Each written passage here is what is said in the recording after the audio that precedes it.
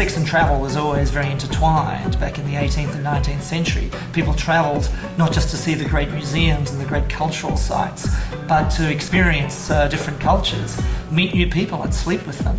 My name's Tony Perrottet, and I've just written a book called The Sinner's Grand Tour.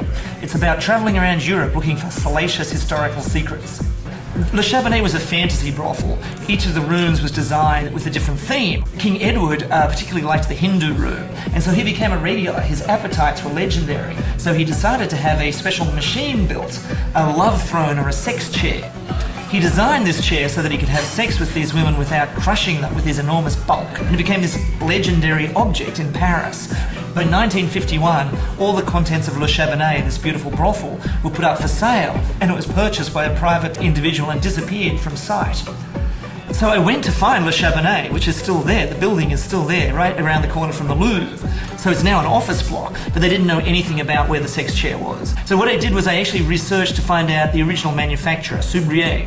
So the great-great-grandson of the original manufacturer, Louis Subrier, invited me to come out.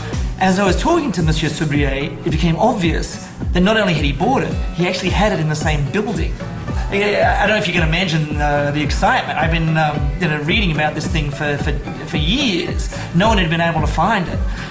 I eventually talked him into letting me have a look at it, so we went marching through this giant warehouse. The whole time I'm thinking he's going to change his mind, but he took me up, and in the farthest corner, in the strangest little nook, there was this object covered with a protective cloth, which he whipped off and revealed the actual item, the relic. So it was standing there before me, completely unchanged, exactly like the photographs, except that it had been reupholstered, because when he bought it, it was dirty, he said.